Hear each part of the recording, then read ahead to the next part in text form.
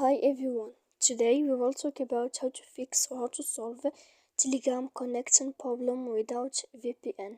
To know how to fix or how to solve a Telegram connection problem without VPN, you should just go to settings like this. We will click.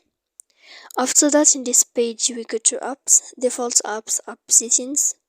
When you will see this list, you will go down to find the application of Telegram and you will enter.